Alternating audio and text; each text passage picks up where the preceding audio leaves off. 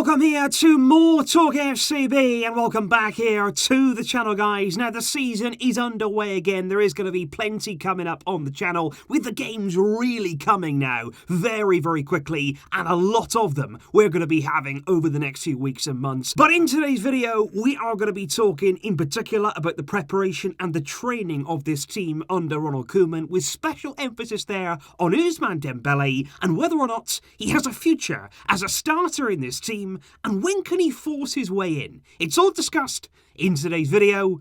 Coming out for you. Let's do it. But if we first of all start with that preparation, because in terms of the week that we had ahead of us, there is plenty to look forward to, and indeed plenty on the agenda for these Barcelona players, because for them, the season really has begun. They played, of course, on Sunday against Villarreal, will play once again on Thursday there against Celta Vigo, before then being in action once again on the Sunday. So basically, 3 games in the space of 7 days, and in the days where we don't have games this week, there will be a training session. Koeman is really putting the hammer down. He's not giving this team one single day of rest this week, and I have to say that's encouraging, because now at the start of the season is when you need to get your preparation absolutely right. We need to get ready for what is going to be a long season. There's going to be plenty of time for rest at the end of it, when we've had a lot of games, when we've had a lot of high intensity performances that players may need a rest. But right now, these guys should be fresh, they should be ready to go, and Koeman is making sure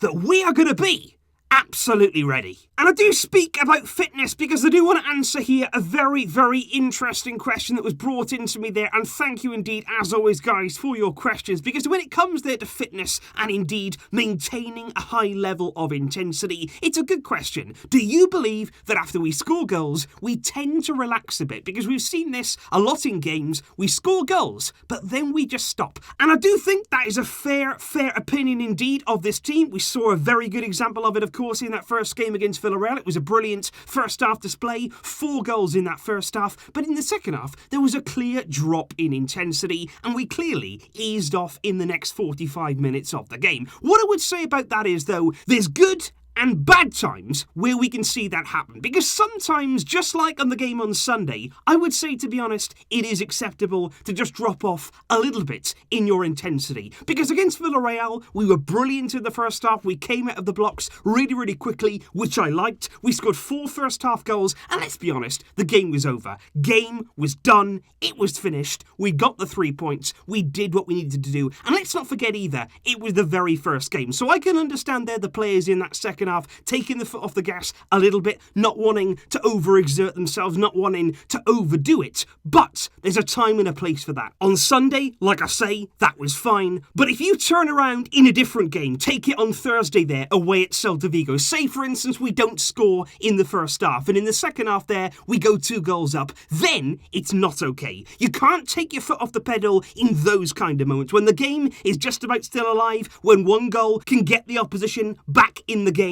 You don't want to invite pressure at any stage in a match, and that's why you've got to pick your moments. Sunday was fine, I understand that, but in big games, in big moments, you've got to keep your foot to the floor, because otherwise you'll be caught out. And in particular, I'd look at Bayern Munich last season, in the big moments, in the big games, not just against us, but against pretty much every team they played in Europe. Did they take their foot off the gas? No, they didn't. Every single game, it was relentless. They were absolutely jaw-dropping in front of goal. They didn't stop at 1, they didn't stop at 2, they didn't stop at 3, 4, 5, 6, even 7 against us. They kept going, and like I say, in the biggest of games, we need to have that mentality, because we need to send out a statement. But in terms of Ousmane Dembele, I have had plenty of questions there in the aftermath of that game against Villarreal. Of course, Ansu Fati storming onto the scene once again this season. Brilliant for him, but maybe not so good for Ousmane Dembele, who came off the bench, didn't have too much of an impact in the game. And there's a lot of people saying, is he going to be able to work his way into Koeman's starting lineup?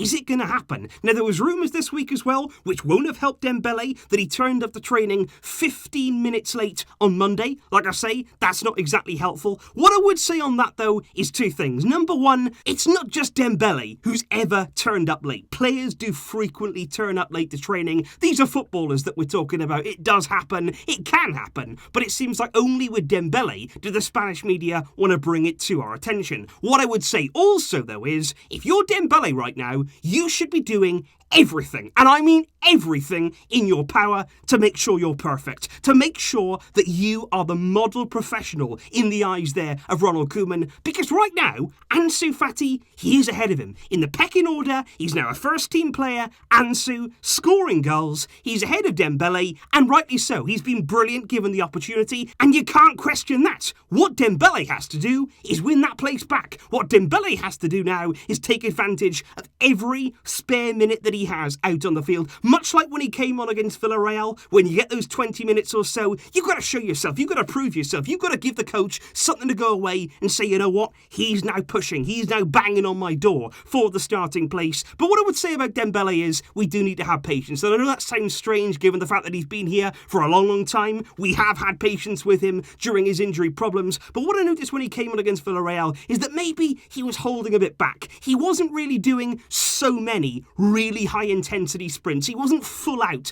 playing when he came on, and I think, to be honest, he's easing himself back in, and I can understand that. That was his first competitive minutes there since last November. That is nearly a year that he's spent there out of competitive action, and for that reason, you can understand why Dembele coming back there, he wants to ease himself in, he wants to get back slowly but surely, and providing that he can stay injury free, it's a long season, we've got so many games to come, the opportunities, they will arrive for Dembele, but he needs to apply himself, and he needs to be ready. So those right there, guys, are just some Barcelona topics that I really want to bring to your attention today. Of course, I do want to know your thoughts in the comments down below. What do you think there about our preparation in games? What do you think about the easing off of this Barcelona team? And when not is acceptable for that to happen? Let me know as well what you're expecting from Dembele. Can he force his way into this starting 11? And of course, I am still waiting, as we speak right now, for Serginho Dest to be announced as a Barcelona player. As soon as that happens, there will be lots coming up